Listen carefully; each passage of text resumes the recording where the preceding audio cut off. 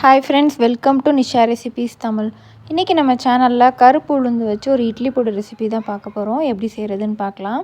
தேவையான பொருள்லாம் எடுத்து வச்சுருக்கேன். அரை கப் அளவு கருப்பு உளுந்து, ஒரு டேபிள் ஸ்பூன் அளவு கடலைப்பருப்பு, ஒரு டேபிள் ஸ்பூன் அளவு கருப்பு எள்ளு, ஒரு 10 காஞ்ச சிகப்பு மிளகாய் எடுத்துக்கோங்க, 4 பூண்டு பல், ஒரு டேபிள் ஸ்பூன் அளவு அரிசி, அதாவது இட்லி அரிசி, புழுங்கல் அரிசி, பச்சரிசி எது வேணால் எடுத்துக்கலாம். 2 கொத்து அளவு கருவேப்பிலை, கொஞ்சம் உப்பும் கொஞ்சம் பெருங்காயத்தூள். ஃபஸ்ட்டு நம்ம அரை கப் அளவு கருப்பு உளுந்தை வறுத்து எடுத்துக்கலாம். இது உடைச்ச கருப்பு உளுந்து அப்படின்னா இன்னும் கொஞ்சம் நல்லதாக இருக்கும். அதாவது இட்லி பொடிக்கு அரைக்க வசதியாக இருக்கும்.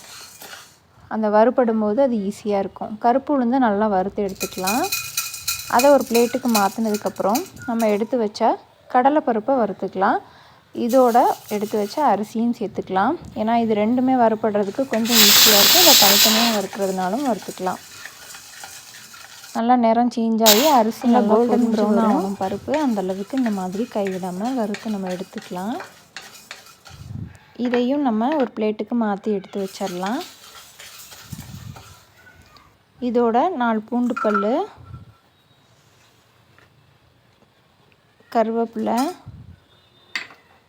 இது சேர்த்து வதக்கிக்கலாம். பூண்டு பல் லைட்டாக நம்ம வதக்கிறதுக்காக தான். கருவேப்பிலை நல்லா முருகி வரணும், உடைச்சா உடையணும்.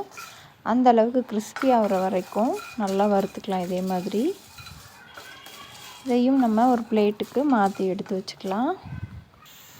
இதோட எள்ளு பார்த்திங்கன்னா போட்டோன்னே நல்லா ஒரு புகை வர மாதிரி வரும், நல்லா ஸ்மெல்லு வரும்.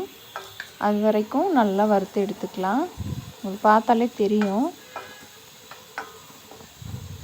இப்போ அதையும் அந்த பிளேட்டுக்கு மாற்றி எடுத்து வச்சிடலாம். இதோட காஞ்ச மிளகா,